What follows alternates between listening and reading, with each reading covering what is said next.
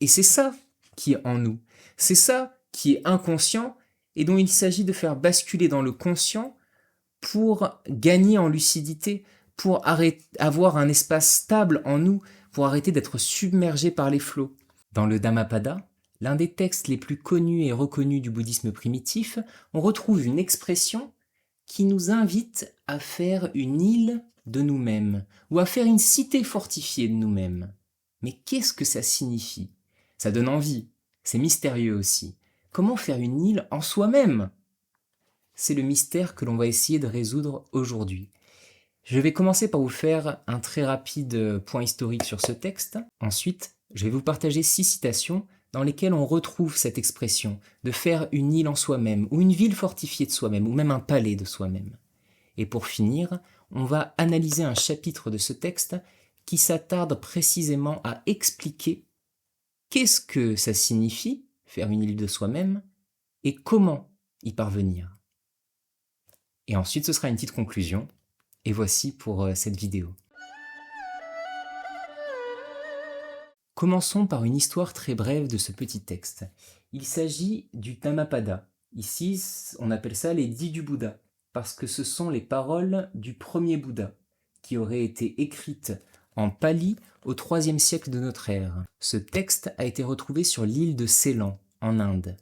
On suppose que c'est alors qu'il éclatait une famine sur l'île que certains bouddhistes ont brisé la tradition orale pour transcrire à l'écrit, en pali, les paroles du premier Bouddha. C'est pour ça que le texte n'a été rédigé qu'au IIIe siècle, alors que l'enseignement du premier Bouddha date du Ve siècle avant notre ère. Ainsi, pendant tout ce temps, il a été transmis de maître à disciple de manière orale, et il aurait été rédigé au IIIe siècle. Que dire de plus sur ce texte? Des millions de personnes le connaissent par cœur, des milliers le récitent quotidiennement. C'est l'un des textes les plus centrales du bouddhisme, et là la 4e de couverture va même jusqu'à nous dire « Il occupe dans le bouddhisme une place centrale comparable aux évangiles dans le monde chrétien ». Donc on n'est pas sur un petit texte, c'est un texte qui fait autorité.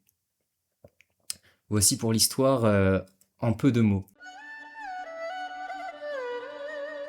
Maintenant, voyons ces diverses expressions qui nous invitent à faire une île de nous-mêmes. Je vais vous proposer 6 citations. Les 3 premières parleront de l'île.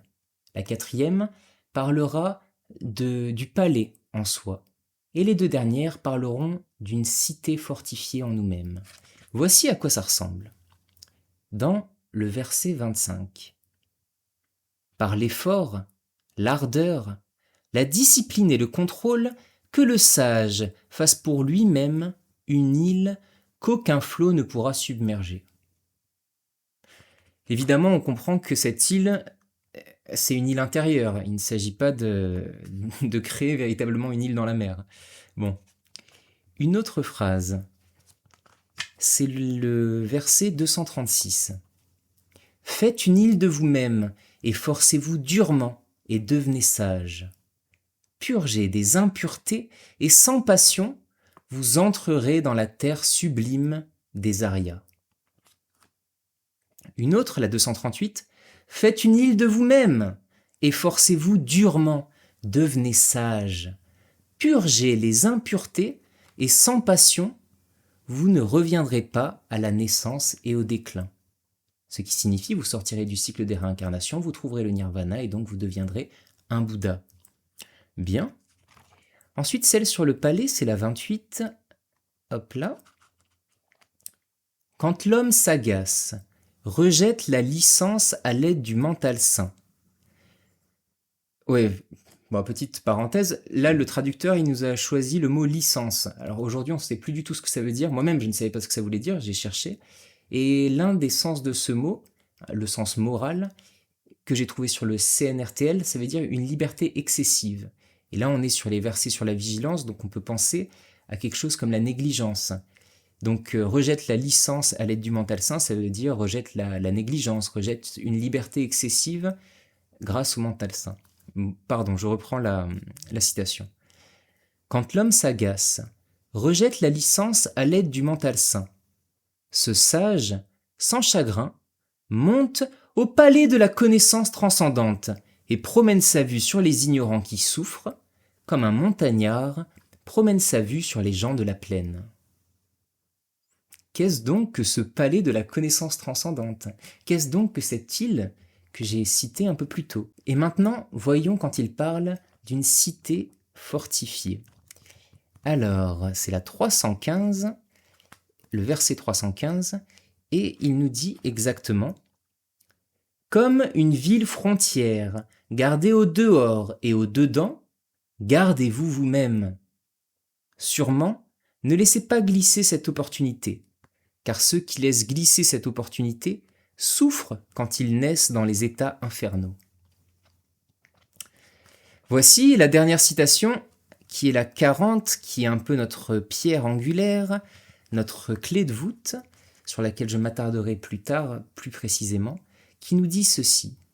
« Connaissant que ce corps est fragile comme une jarre, établissant ce cœur ferme comme une cité fortifiée, il doit attaquer Mara avec l'arme de la connaissance transcendante, garder sa maîtrise et être sans attachement. » Et dans cette dernière citation, on sait ce qu'est la cité intérieure, on sait ce qu'est cette île. Ça correspond au cœur. Ici, il nous est dit, établissant ce cœur ferme comme une cité fortifiée.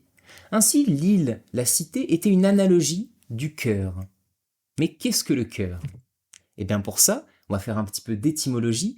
On va plonger dans les significations du mot pali, qui est le mot sita ou sitam. Ça dépend des expressions. Et donc ce mot sita signifie le cœur. Ceux qui ont traduit ce texte nous ont fait un petit point étymologique sur ce mot cœur. Voici ce qu'il nous est dit.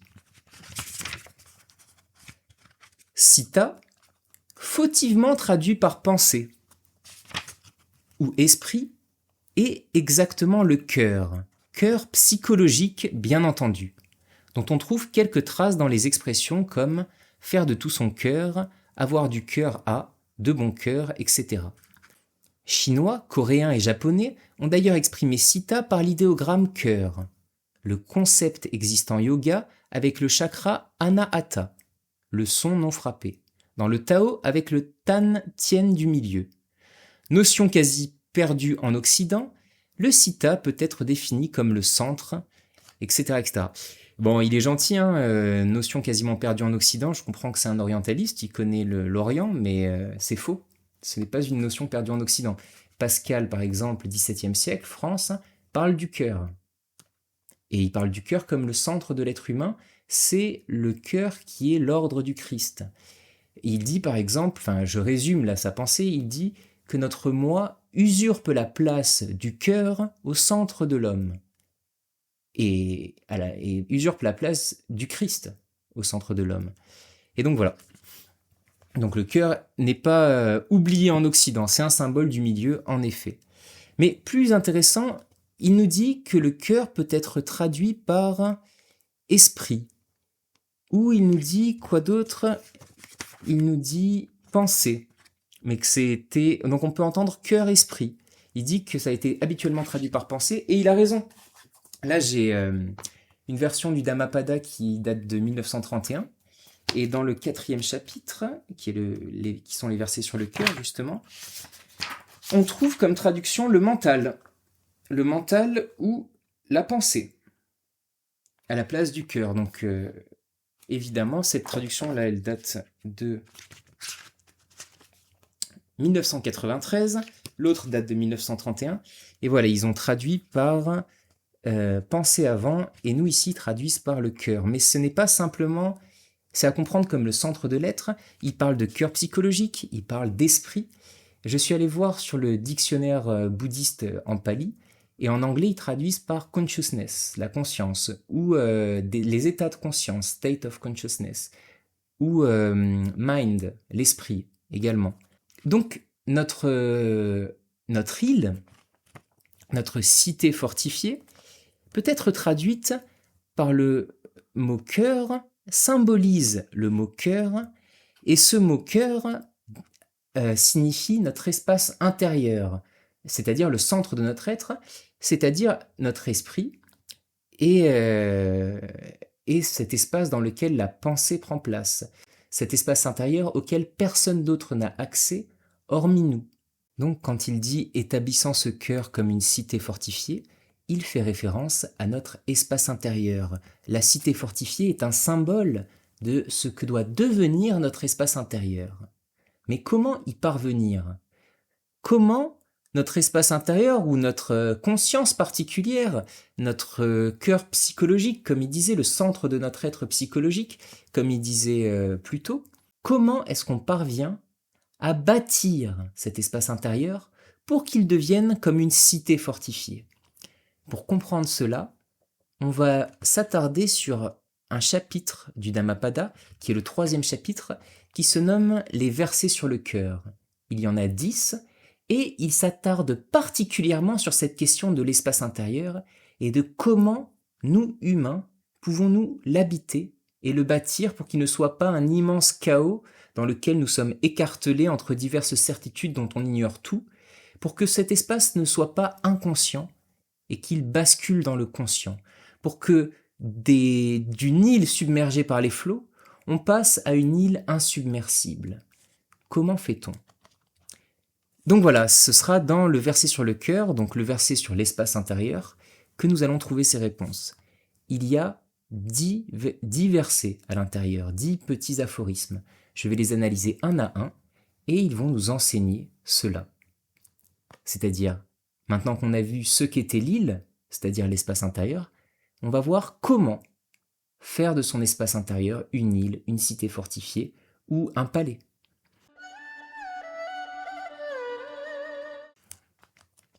Voici ce qui nous est dit dans le verset 33.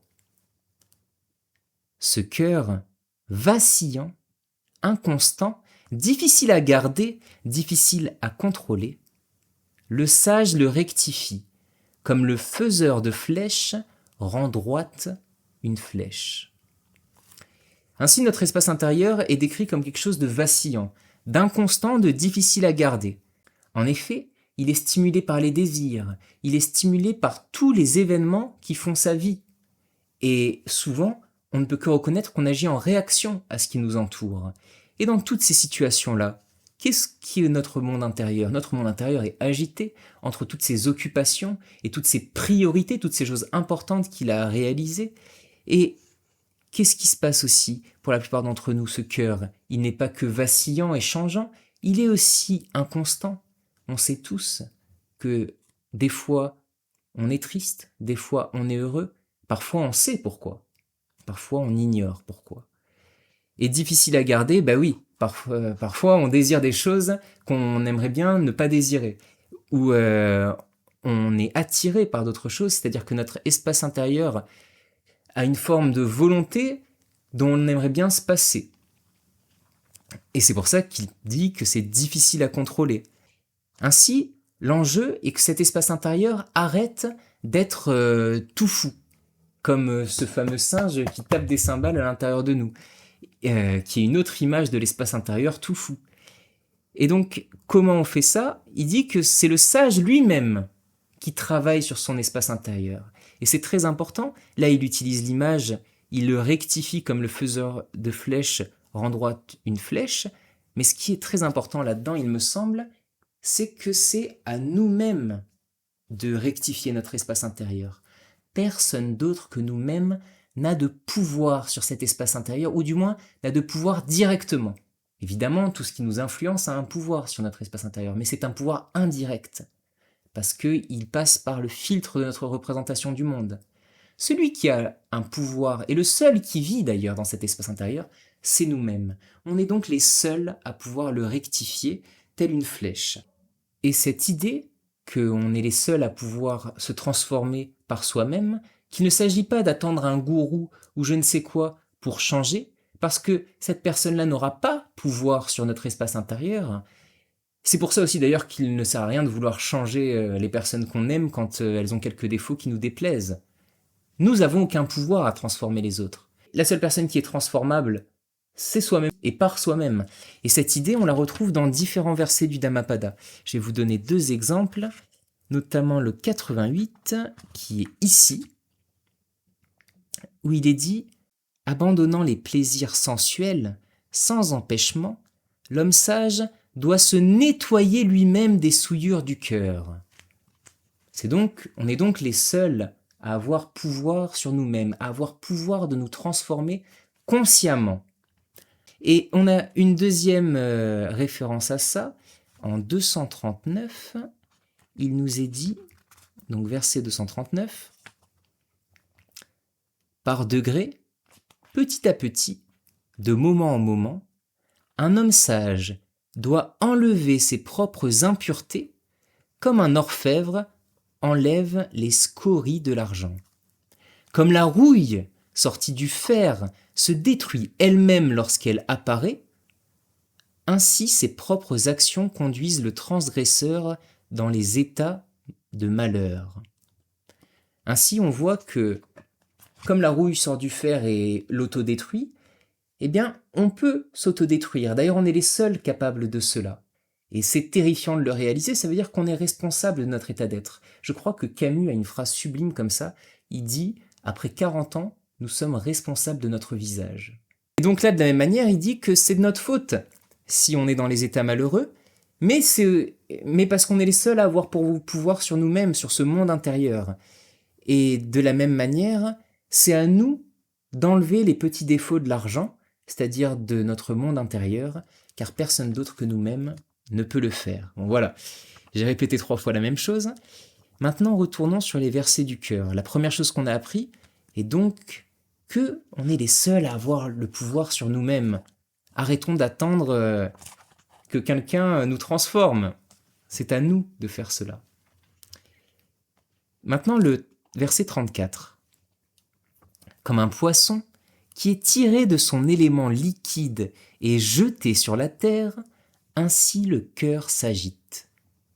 Donc, le pouvoir de Mara devrait être évité. Tout d'abord, cette première phrase, « Comme un poisson qui est tiré de son élément liquide et jeté sur la terre, ainsi ce cœur s'agite. » Qu'est-ce que ça nous dit? Ça nous dit qu'un cœur agité n'est pas dans son élément naturel. C'est-à-dire que le chaos et le néant en nous, tout ce qui est vacillant, inconstant, et ces mouvements intérieurs qui sans cesse nous submergent, ce n'est pas notre état naturel. Ce n'est pas l'état de repos en l'homme. C'est donc plusieurs choses à dire et à voir. On peut penser par exemple qu'enfant, on était dans un état de sérénité, un état d'innocence comme on dit, et qu'en grandissant, on a perdu cela, on s'est agité. C'est donc que notre état naturel renverrait à ce moment d'innocence dans notre enfance. C'est pour ça qu'on est hors de notre état naturel, parce qu'on a perdu cette sérénité, ce repos, ce calme lié à l'innocence enfantine. Mais l'innocence de l'enfant, elle est un peu comme celle de Candide, elle est liée à l'ignorance. Ce que le bouddhisme nous enseigne, et d'ailleurs ce que la sagesse nous enseigne, il faut le dire, la fin du chemin, c'est l'innocence. Il n'y a pas à rêver de super pouvoir ou de je ne sais quoi. La fin du chemin, c'est l'innocence. C'est le fruit, du moins, de la fin du chemin. Et l'état d'être ressemble donc à de l'innocence, à l'innocence des enfants. Le Christ dit ça d'ailleurs. Et donc, pourquoi est-ce que ce n'est pas notre élément naturel? Pourquoi est-ce que notre cœur s'agite comme un poisson? Parce qu'il a perdu cette innocence, cette sérénité, cette béatitude qui était la nôtre avant de développer notre moi, notre mental. Freud dit que le moi se développe vers 7-8 ans chez l'enfant. Et donc, entre ses 0 et ses 5 ans, peut-être que le cœur était dans son espace naturel, avant qu'il se fasse corrompre par toutes les occupations, les agitations, et tout ce qu'il nomme Mara. Parce qu'en effet, quand on développe notre moi, notre identité, eh ben on est pris dans l'illusion. Au début, on croit ceci, et puis on grandit, et on découvre qu'en fait ceci c'était cela, etc., etc. Et donc, Mara, arrêtons-nous un petit peu sur ce terme, qui a déjà été employé dans la pensée 40, sur laquelle je vais m'attarder plus tard, et voyons quelle est l'étymologie de ce terme. Ça signifie l'illusion, mais ils n'ont pas traduit le mot. Il y a un endroit où ils nous font une petite explication du mot Mara. Voici ce qui nous est dit. Mara, la racine indique une idée de mort. Mara est le diable du bouddhisme. Diabolos, qui se jette en travers. Diabolos, c'est le mot grec. Donc voilà, Mara, c'est ce qui se jette en travers, d'accord? Personnification des états défavorables de désir, d'agressivité et d'illusion qui lie l'homme égaré à sa condition malheureuse et l'empêche d'en sortir.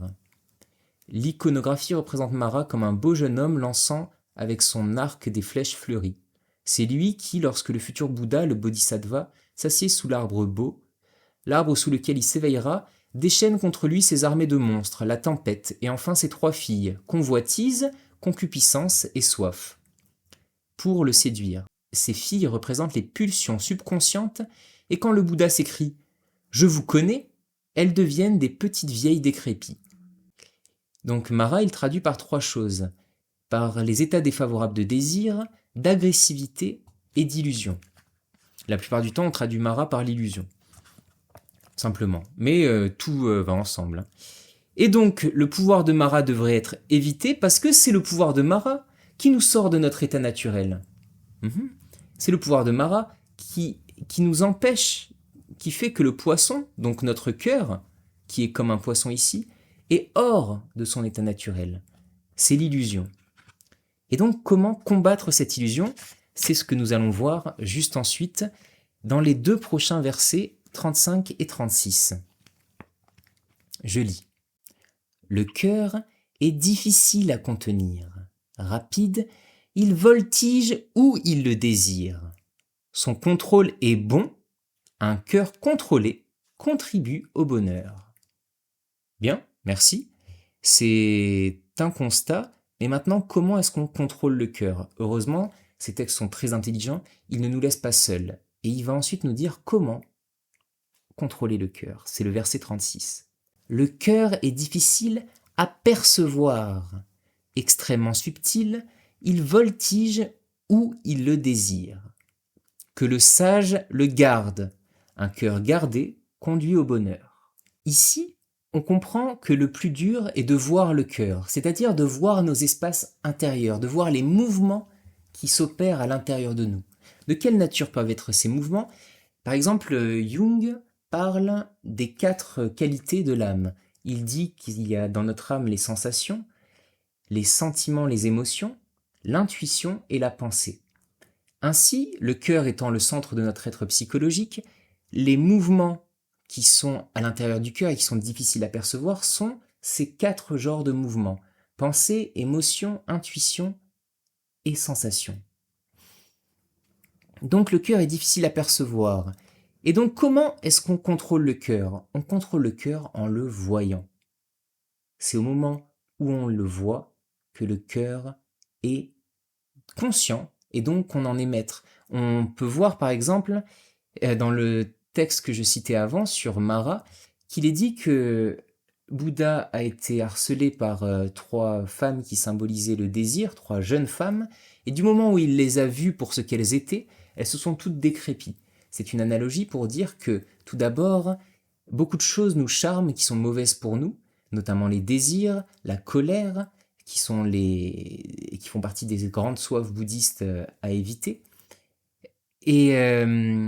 Et donc elles nous charment, mais du moment où on sait ce qu'elles sont, elles ne sont plus du tout charmantes parce qu'elles savent qu'elles ne nous emmènent que vers des états infernals. Et donc, le plus dur est de les voir, car du moment où on les voit, elles perdent leur aura, elles perdent leur charme. Et c'est ainsi, en les voyant, qu'on est capable de les contrôler. Et c'est donc en étant conscient de ses pensées, de ses émotions, de ses sensations et de ses intuitions, qu'on est capable de contrôler notre espace intérieur. Ce genre de choses, qu'on apprend notamment grâce à la méditation, entre autres, nous mène à ce que les scientifiques de notre époque actuelle ont nommé la métacognition. C'est-à-dire être conscient de son espace intérieur, et les scientifiques disent que c'est la plus grande source de l'intelligence. C'est très drôle, toutes ces choses sur la métacognition, parce que les sages de jadis, qu'importe les traditions, enseignent tous ceci. Alors là, on a ce petit extrait qui en parle d'une certaine manière, mais il y a de nombreux extraits qui parlent de ça. Je pense qu'un jour, je ferai une vidéo sur ce thème.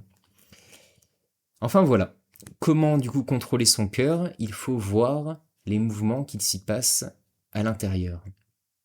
Maintenant, voyons la suite, le verset 37. Partant au loin, errant solitaire, sans corps, gisant dans une grotte, voici le cœur. Ceux qui le soumettent sont libres des liens de Mara. Donc les liens de Mara, c'est les liens à toutes les illusions. On a vu tout à l'heure, voilà, je me répète encore une fois, mais qu'est-ce qu'il disait déjà, Jackie? Il disait 3 choses. Il disait... c'était pas là, c'était page 32. Il disait le désir, l'agressivité et l'illusion. Bien. Donc, ceux qui soumettent leur cœur sont libres des liens à Mara, donc des liens du désir, de l'agressivité et de l'illusion. Soumettre son cœur, on a vu, ça se fait par la conscience. Le cœur se soumet à nous quand on voit les mouvements qui s'opèrent en lui. Mais là, il nous donne plusieurs caractéristiques du cœur qui sont autres. Il définit le cœur comme une grotte. Mais voyons un petit peu ce qu'il dit avant. Partant au loin, errant solitaire. Donc errant solitaire, ça signifie que on est les seuls à pouvoir y accéder. Comme je disais en analysant le premier verset des versets sur le cœur. Et partant au loin, ça veut dire qu'il est insaisissable. Heidegger parle d'un horizon en nous-mêmes. Et en effet, tant qu'on ne voit pas et qu'on n'est pas conscient, il est purement insaisissable. Sans corps, en effet, le cœur n'est pas matériel. Le cœur entendu tel que le centre psychologique de l'humain. Et maintenant, il dit « gisant dans une grotte ». Voici le cœur. J'adore encore une analogie. Ici, c'est l'analogie de la grotte. On a vu l'île, la cité fortifiée, le palais, l'analogie de la grotte. Et j'adore cette analogie parce qu'elle fait écho en Occident à certaines légendes, notamment la légende de l'Agartha, qu'on retrouve d'ailleurs aussi en Inde. D'ailleurs, je me demande si c'est pas plutôt une légende orientale que nos braves orientalistes du 19e et 20e siècle ont fait basculer dans notre imaginaire occidental. Donc on a l'Agartha, mais on n'a pas que l'Agartha qui symbolise justement l'espace intérieur. L'Agartha, pardon, c'est le mythe qu'il existerait à l'intérieur de la Terre une ville secrète cachée dans laquelle résiderait, par exemple selon René Guénon, le roi du monde, ou du moins selon les diverses légendes, résiderait une autorité spirituelle vivante et perdue surtout. Voilà. On comprend l'analogie, cette autorité spirituelle, cette Agartha, ne se trouve pas au centre de la Terre, notre globe terrestre matériel, mais au centre de nous-mêmes. Et une autre analogie qui, elle, pour le coup, est 100% occidentale, c'est celle des alchimistes et du vitriol. Alors si j'essaie de traduire là de tête de manière très maladroite, si j'y arrive pas, je vais aller voir sur l'ordi, hein, mais...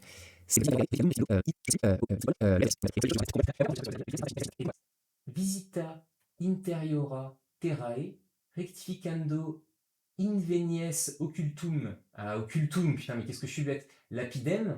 Donc ça signifie visite l'intérieur de la terre et en rectifiant, en purifiant, tu trouveras la pierre cachée. Donc c'est une formule des alchimistes occidentaux qui date du XVIe siècle. Et donc, c'est quoi l'intérieur de la terre à visiter? Cette grotte dont parle le Dhammapada, c'est notre espace intérieur. Et il nous dit du coup le vitriol visite l'intérieur de la terre et en rectifiant, en corrigeant, tu trouveras la pierre cachée, la pierre philosophale. Hein. Bon, et ben là, il nous dit que en travaillant sur notre cœur, qui est défini ici comme étant au fond d'une grotte, on trouvera l'île, la cité fortifiée, qui nous mènera au nirvana. Enfin voilà, je voulais m'attarder un petit peu sur cette analogie de la grotte. Voilà, là ils nous ont mis une note, gisant dans une grotte, la grotte représente le siège de la conscience. Bon. Ensuite la 38. Celui dont le cœur n'est pas ferme, celui qui ne connaît pas le Dhamma excellent, celui dont la confiance vacille, sa connaissance transcendante ne sera jamais parfaite. Alors comment comprendre cette phrase? Déjà on peut mettre des donc. Celui dont le cœur n'est pas ferme, donc celui qui ne connaît pas le Dhamma excellent, donc celui dont la confiance vacille, alors sa connaissance transcendante ne sera jamais parfaite. Je pense qu'il y a un lien de causalité dans ces énumérations. Et donc, désolé des répétitions, Celui dont le cœur n'est pas ferme. Pourquoi est-ce que son cœur n'est pas ferme? Parce qu'il ne connaît pas le Dhamma excellent. Le Dhamma, c'est le Dharma. Et le Dharma, c'est l'un des 3 joyaux du bouddhisme. Et ça signifie l'enseignement, la doctrine, la loi. Et donc, c'est la doctrine, l'enseignement du bouddhisme. Et donc, celui qui ne connaît pas l'enseignement du bouddhisme, sa confiance vacille, et sa connaissance transcendante ne sera jamais parfaite. Là, il me semble qu'on a un indice vraiment jouissant et supplémentaire sur ce qu'est le cœur. J'ai traduit le cœur souvent en disant que c'est l'espace intérieur. Donc celui dont le cœur n'est pas ferme, donc celui qui ne connaît pas le Dhamma excellent. Et donc, celui dont le cœur n'est pas ferme, pourquoi son cœur n'est pas ferme? Pourquoi est-ce que, comme il nous disait au début, ce cœur vacille, il est inconstant, il est difficile à garder? Pourquoi est-ce qu'il n'est pas ferme? Parce qu'il ne connaît pas le Dhamma excellent, il ne connaît pas la doctrine du bouddhisme. Et là, prenons un petit peu de recul et faisons un acte, à mon sens, de bon sens. Il nous raconte du coup comment faire cette île en nous, comment transformer l'espace de notre cœur en un espace ferme, stable, sur lequel on peut vivre et s'épanouir, par lequel on ne peut ne pas être trahi. Eh bien, il faut connaître le Dhamma excellent. C'est quoi le Dhamma excellent? Je disais, c'est la doctrine du Bouddha. Mais c'est quoi la doctrine du Bouddha? C'est une vision du monde cohérente et logique, une conception du tout. Conception du tout, vision du monde, c'est la même chose. Et c'est la conception du monde, la conception du tout bouddhiste. Ça, c'est le Dharma. Mais on sait aujourd'hui qu'il existe d'autres conceptions du tout qui sont justes, qui disent toutes la même chose différemment, qui sont prononcées en fonction de la culture dans laquelle la révélation et la compréhension a eu lieu, mais on dispose de la conception du tout des bouddhistes, certes, mais on dispose aussi de celle des taoïstes, si on essaie de lire un petit peu ces corpus, on dispose aussi de celle des chrétiens, on dispose de celle des musulmans, des juifs, etc., etc., etc., et aussi celle des philosophes. À la différence des religions, chaque philosophe a sa propre vision du monde. À part Marx, qui a la vision du monde hegelienne, enfin, la métaphysique hegelienne, mais ça, c'est... Pourquoi je dis ça? On s'en fiche. Et donc, quand il nous dit « Celui dont le cœur n'est pas ferme, celui qui ne connaît pas le Dhamma excellent », donc, c'est la vision du monde, c'est s'élever à comprendre une vision du monde logique et en correspondance avec le réel, même si elle peut être ancienne, qui nous permet de fortifier notre espace intérieur. Mais donc, parce que qu'est-ce que c'est que l'espace intérieur? Ou qu'est-ce que c'est, par exemple, avoir une structure de sa pensée? Comment est-ce qu'on structure sa pensée? C'est quoi tous ces mots? Qu'est-ce qu'ils signifient? Et encore une fois, cette île, c'est une vision du monde. À l'intérieur de nous, on n'a qu'une vision du monde qui traduit et qui accueille tout ce qu'on voit, tout ce qu'on vit. Et c'est ça qui est en nous.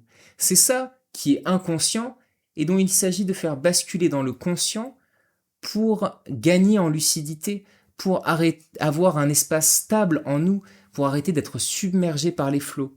C'est notre vision du monde. Et là, voilà, la vision du monde à l'époque, qui est juste, c'est celle du bouddhisme, évidemment, c'est donc la doctrine du Bouddha. Et ce que je voulais dire ici, c'est que cet enseignement-là que je vous fais, il peut s'appliquer à d'autres doctrines du bouddhisme, que celle du bouddhisme. Il peut s'appliquer au christianisme. C'est une vision du monde cohérente, c'est une doctrine aussi juste que celle du bouddhisme. Et à celle de différents philosophes, évidemment aussi. Voilà, après, pourquoi est-ce que vous iriez plutôt vers une vision du monde bouddhiste ou vers une vision du monde chrétienne ou celle d'un philosophe X ou Y? Parce que cette personne vous parle plus. Évidemment, si vous êtes fasciné par la nature, Spinoza est intéressant. Si vous êtes fasciné par le christianisme, Saint-Augustin, Pascal, Origène, Saint-Clément d'Alexandrie, Fénelon, Madame Guyon, etc., etc., etc., sont très intéressants. Saint-François de Sales aussi. Ça, c'est presque du développement personnel. Enfin, bref. Donc voilà. Celui dont le cœur n'est pas ferme, celui qui ne connaît pas le Dhamma excellent, celui dont la confiance vacille, sa connaissance transcendante ne sera jamais parfaite.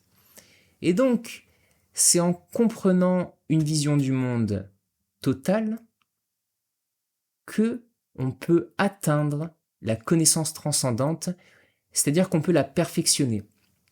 La connaissance transcendante, c'est l'expression qu'avait utilisée Alexandra David Neil pour traduire le mot prajna. Elle a été réutilisée dans cette traduction pour traduire le mot pana, qui donc prajna c'est en sanskrit, pana c'est en pali, qui signifie la connaissance, connaissance ultime, connaissance transcendante.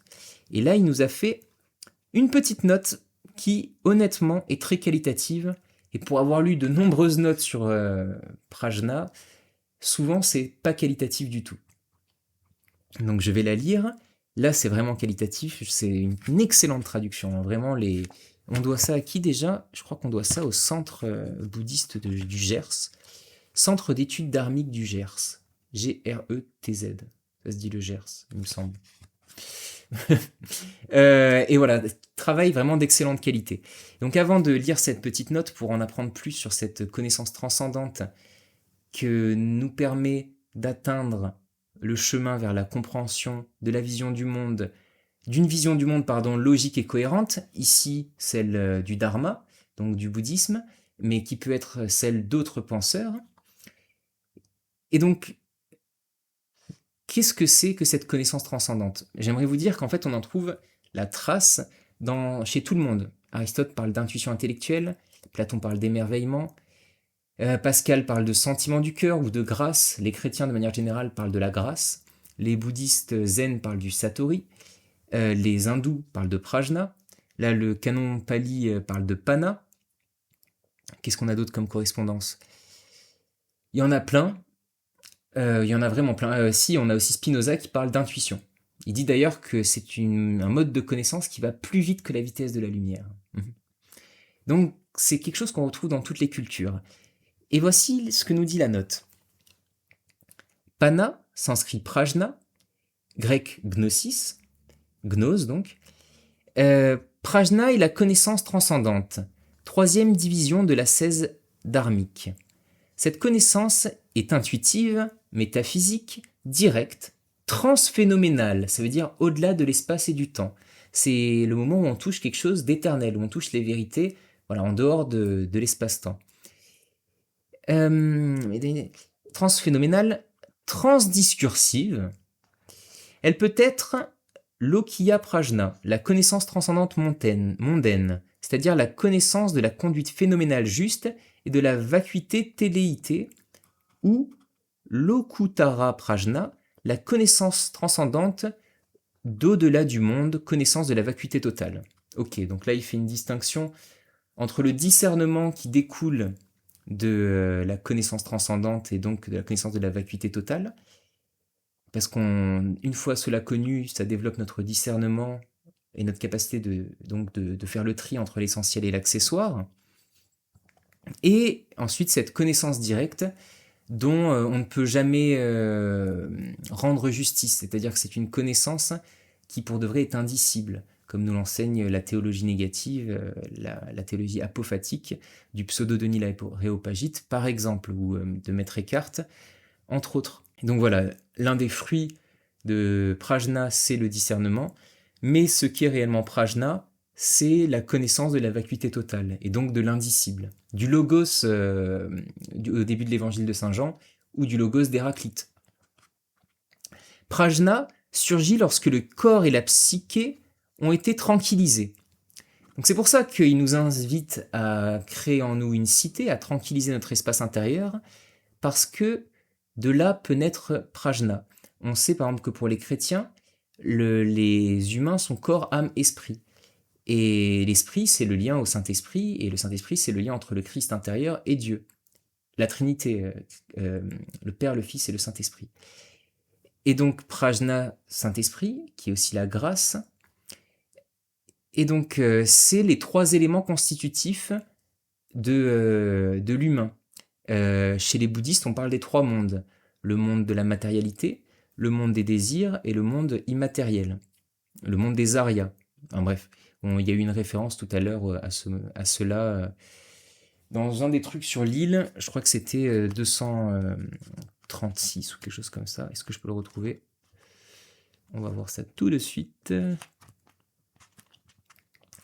Voilà, faites une île de vous-même, efforcez-vous durement et devenez sage. Purgez des impuretés et sans passion, vous entrerez dans la terre sublime des Arias. Et donc les trois mondes, c'est ça, la terre pure, terre sublime des Arias, qui est l'équivalent de l'ordre du cœur pour Blaise Pascal, par exemple.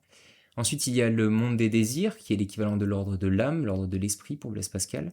Ensuite, il y a le monde du corps, qui est voilà, l'ordre du corps, pour Blaise Pascal aussi. Et donc, je raconte ça parce que Prajna est le troisième élément de ce qu'on est, c'est-à-dire ce qui nous lie au corps dont on est tous membres, dont on est tous un membre, c'est-à-dire la vie, le Christ pour les chrétiens, le Bouddha pour les bouddhistes, etc., etc. Et donc c'est par Prajna que l'on trouve notre lien aux membres dont on est corps, donc à la vie, au tout, et donc notre lien à l'existence au-delà de nous-mêmes. C'est Prajna qui brise strictement l'égoïsme. Pascal, par exemple, parle d'anéantissement total quand il fait allusion à la conversion véritable. Il parle d'anéantissement total, parce que la conversion véritable s'opère quand on est touché par la grâce. Et donc je continue à lire. Prajna surgit lorsque le corps et la psyché ont été tranquillisés. Cette tranquillisation formant la deuxième division de l'ascèse bouddhique, samadhi, la composition, la concentration, résultat des techniques. Autrement dit, l'homme profane vit physiologiquement en perpétuel déséquilibre puisqu'il ne repose que sur deux supports, donc son âme et son corps. Alors que l'homme de Prajna est en constant équilibre sur les trois supports, physiologique, psychologique et métaphysique. Donc voilà, l'objectif de bâtir une île en soi est donc une vision du monde. Et donc là, c'est la vision du monde bouddhiste grâce au Dhamma, qui est l'enseignement et la doctrine bouddhiste. C'est de pouvoir accueillir et recueillir Prajna, ce que les chrétiens nomment la grâce. Sur ça, on a par exemple Maître Eckhart qui a des analogies très similaires, mais je crois qu'il sera plus approprié d'en parler après, parce qu'il me semble qu'on parle de non-attachement ou de détachement. Oui, c'est ça, dans le 40. Donc je parlerai de Eckhart après. Donc pour résumer le verset 38, notre confiance dans la vie vacille. Pourquoi ? Parce que on ne connaît pas le Dhamma excellent, c'est-à-dire on ne connaît pas de conception du monde logique forgée par un sage, ici celle des bouddhistes, qui est le Dharma. Et cela engendre que notre cœur, donc notre espace intérieur, n'est pas ferme, il est vacillant. Et donc, si on ne travaille pas sa vision du monde et donc sa confiance en la vie, etc., jamais on atteindra à la connaissance transcendante parfaite. À l'inverse, on peut penser que si on travaille notre connaissance du Dhamma, donc d'une vision du monde d'un sage, et bien la connaissance transcendante pourra advenir en nous, Prajna. Voyons maintenant la suite. Il nous reste 5 petits passages. Celui dont le cœur n'est pas humecté par le désir, celui qui n'est pas affecté par la haine, celui qui a écarté et le bien et le mal, pour ce vigilant, il n'y a pas de peur. Donc le cœur, notre espace intérieur, quand il n'est plus affecté par les désirs, par la haine, qui sont les passions néfastes pour le bouddhisme, le désir, c'est la soif, la volonté de toujours plus. Celui qui a écarté et le bien et le mal, et donc qui a trouvé ce qui est au-delà de la dualité. Pour le faire très simple, notre psychisme ne fonctionne que sur le mode de la dualité, parce que le référentiel, c'est notre moi. Et donc, pour nous, il y a des choses plus petites que nous, il y a des choses plus grandes que nous, il y a des choses à droite, il y a des choses à gauche. Et donc, tout fonctionne par deux, pour qu'on puisse se repérer, tout simplement. Et donc, le psychisme fonctionne sur le mode de la dualité. C'est la matrice de base du moi, de l'ego. Mais quand il connaît Prajna, donc la grâce, la sagesse suprême, ou quand il s'intéresse au Dharma, il finit par comprendre que tout est un. Et une fois qu'on a compris que tout est un, et qu'on l'a expérimenté grâce à la grâce, par exemple, eh bien on est au-delà du bien et du mal, par-delà le bien et le mal, comme disait Nietzsche. Et cela effectué, on n'est plus soumis à ces polarités, bien qu'elle existe encore pour qu'on puisse se repérer sur les choses, la dualité existe encore, ceci est à droite, ceci est à gauche, etc., etc. Mais le bien et le mal ont perdu leur justification, ont perdu leur essence, parce qu'on sait que tout n'opère que dans un seul but. Tout n'est qu'un moment de l'histoire. Il n'y a pas de moment bien ou mauvais. C'est un jugement subjectif sur le moment, de dire qu'il est bien ou mal. C'est un jugement subjectif sur les choses, de dire qu'elles sont bien ou mal. Tout est un mouvement, et tout est un mouvement qui s'achemine vers quelque chose. Il n'y a que des faits. Le bien et le mal sont des jugements subjectifs sur les faits. Et donc celui qui a dépassé ces polarités de bien et de mal, et donc la dualité comme matrice intérieure, pour ce vigilant, comme il dit, il n'y a plus de peur. Donc il s'agit de trouver l'au-delà de la dualité, il s'agit d'être détaché des désirs et de la haine, et ainsi on surmonte la peur. Et tout ça, ce sont des mouvements et des choses qui s'opèrent dans notre monde intérieur, car c'est dans le cœur qu'il se passe tout ça. Bon, maintenant, la 40, qui, comme je le disais un moment plus tôt, est comme la clé de voûte. La clé de voûte, c'est ce qui, dans une église, c'est la pierre qui est au centre du dôme. Et donc, c'est la pierre sur laquelle repose tout le poids de l'édifice. C'est la pierre centrale. On peut aussi dire que c'est la clé de sens. C'est le centre de tout ça. Enfin, bref. Connaissant que ce corps est fragile comme une jarre, établissant ce cœur ferme comme une cité fortifiée, il doit attaquer Mara avec l'arme de la connaissance transcendante, garder sa maîtrise et être sans attachement. Ça, c'est le résultat final. Donc on sait que le corps est éphémère, en effet, c'est la notion de vacuité des bouddhistes ou d'impermanence. Tout est éphémère, voilà, c'est la notion d'impermanence, donc notre corps l'est aussi. Ensuite, donc on a vu la première dimension de ce qu'on est.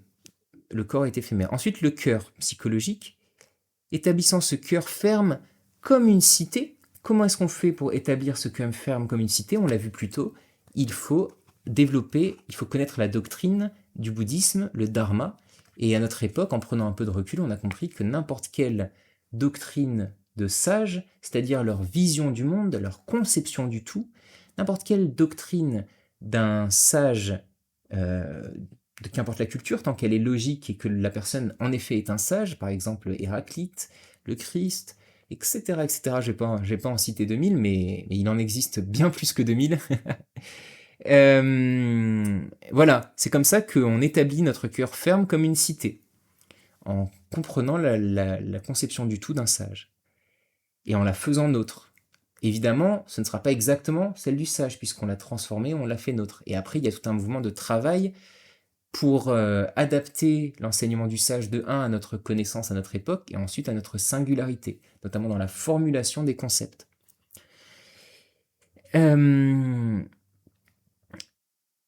Et donc, cela fait, il doit attaquer Mara avec l'arme de la connaissance transcendante, garder sa maîtrise et être sans attachement. La connaissance transcendante, prajna, c'est quelque chose qu'on ne peut pas provoquer et trouver comme on sait que faire du sport va muscler notre corps. Ce n'est pas quelque chose de mécanique.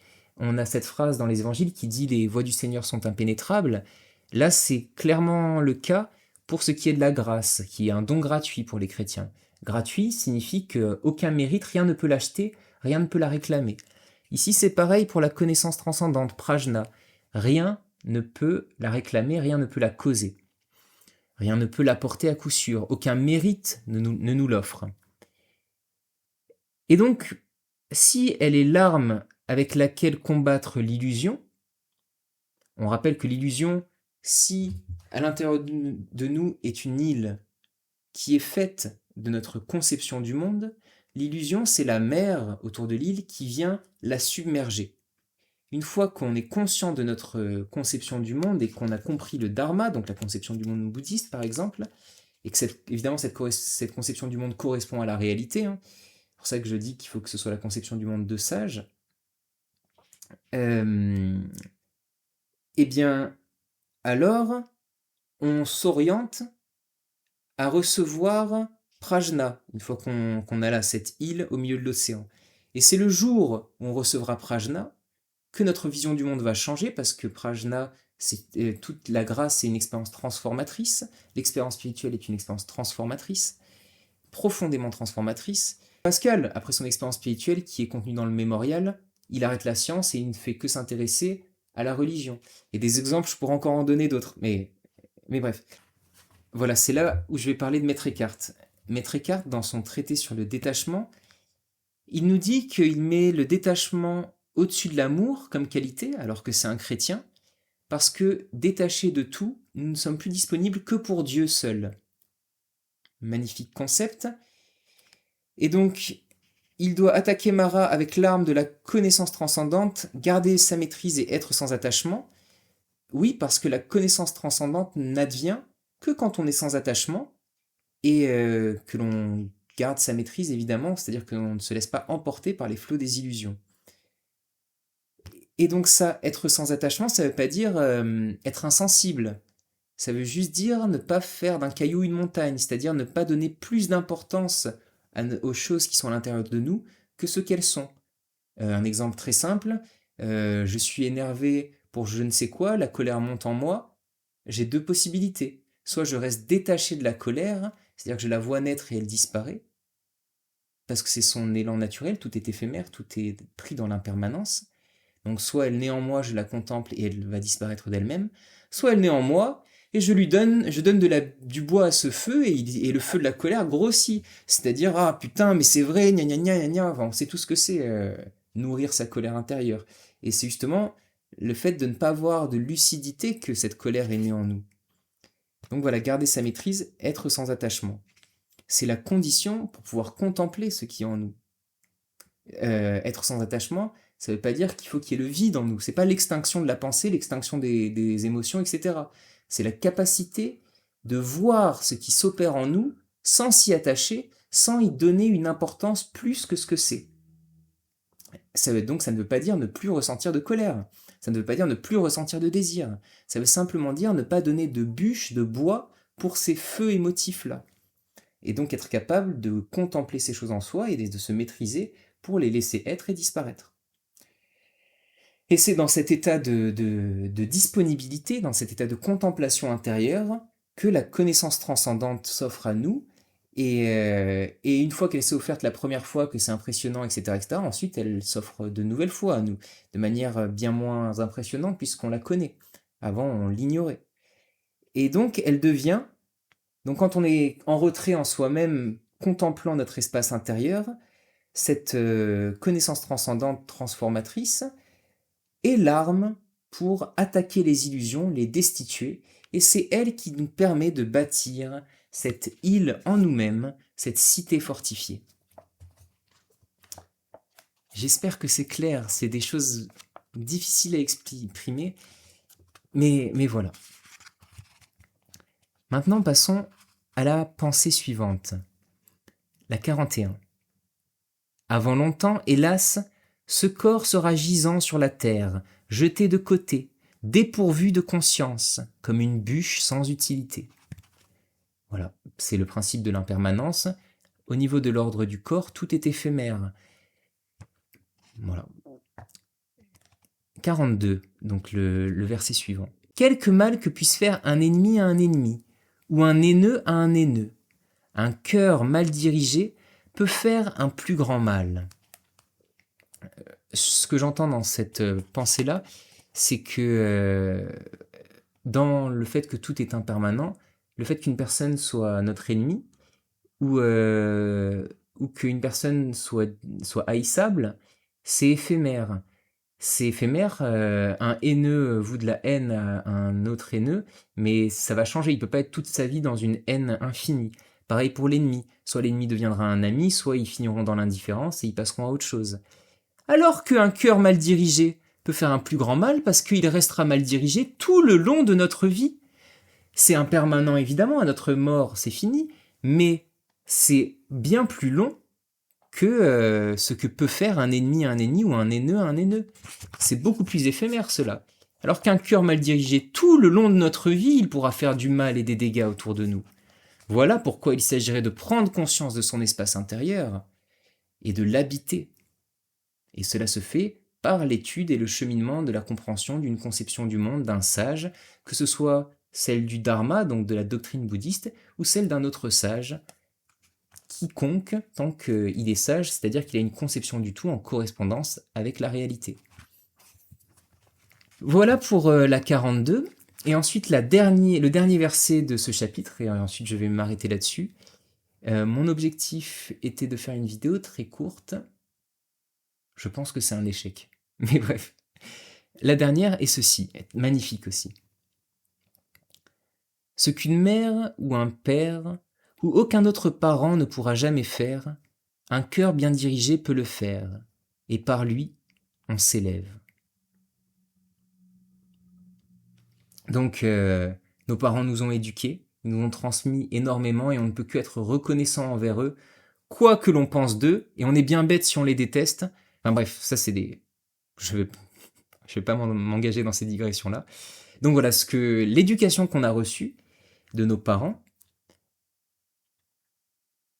eh bien on sait qu'elle est insuffisante évidemment. Après c'est à nous de nous éduquer nous-mêmes.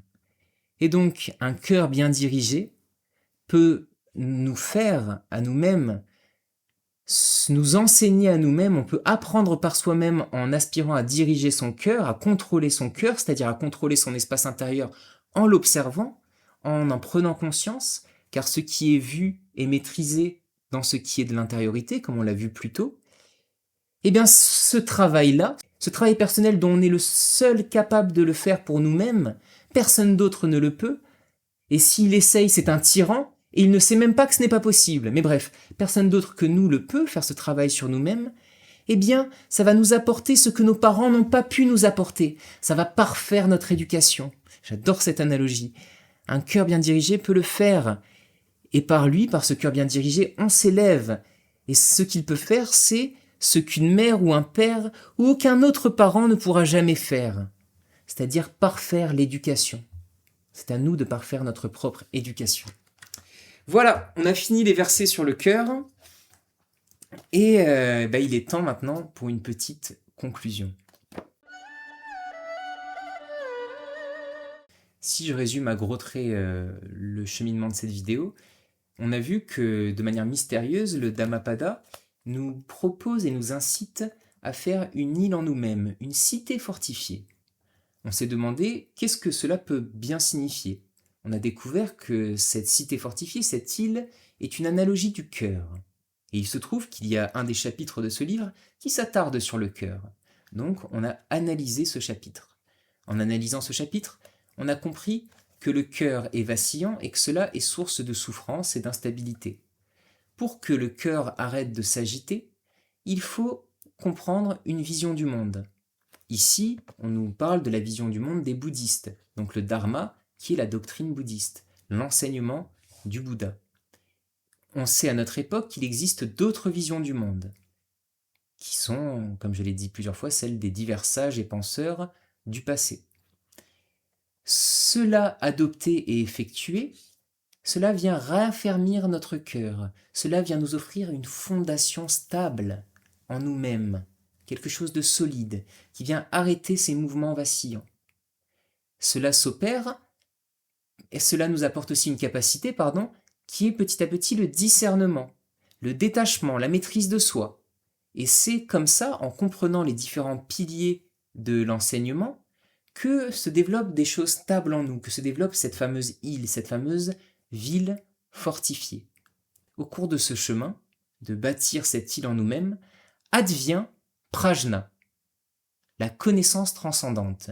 On ne sait pas qu'est-ce qui la provoque exactement, hormis qu'elle advient, qu'elle s'offre aux humains qui parcourent le chemin de la sagesse. Et on sait même à notre époque qu'elle peut tomber sur des personnes qui n'ont même pas cherché consciemment la sagesse.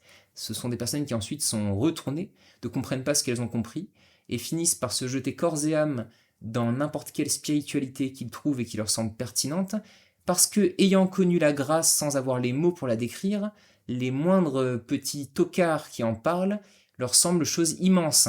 Ils ont leur terre intérieure sèche, et donc une goutte d'eau semble un océan de bonheur. et parce qu'on a une époque ignorante et qui dénigre et qui ne considère même plus ces expériences de vie. Mais il est bon de savoir que quand on a soif de connaissances parce qu'on a été exposé au mystère, il s'agit de s'abreuver à la source des livres. C'est bien plus sérieux que tout ce qu'on peut trouver ailleurs. Et c'est ce que moi-même j'incite à faire. Je ne suis pas un gourou. J'enseigne à s'abreuver à la source des livres. L'autorité spirituelle dans mes accompagnements, ce n'est pas moi. C'est le livre qui correspond à la personne, le sage qui correspond à la personne. Mais j'ai digressé. Je voulais donc dire que cette île intérieure se fabrique grâce à la conception du monde des sages. Et que c'est sur ce chemin-là qu'on apprend à être en retrait en soi-même et à contempler les événements intérieurs, donc à s'en détacher, donc à les laisser à leur juste place. Et à partir de là, on s'oriente, comme le dit Maître Eckhart. Maître Eckhart dit qu'on force Dieu à se donner à nous-mêmes, mais on s'oriente à recevoir prajna. Voilà donc ce qu'est cette île intérieure.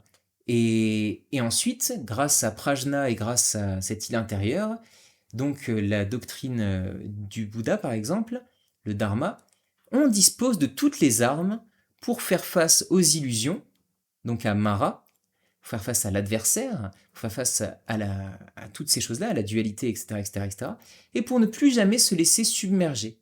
Et plus que ça, cette cité est aussi un accès au monde des Aryas et donc au monde au repos intérieur à soi et donc à l'union avec l'unité, à l'oubli de soi, etc., etc. J'espère que cette conclusion est compréhensible. Cette vidéo-là, il s'est passé des événements terribles dans ma vie en début de semaine et j'avais pensé à cette vidéo rapidement. Je savais qu'elle serait assez courte, même si c'est sûrement un échec au niveau de la durée, mais qu'importe.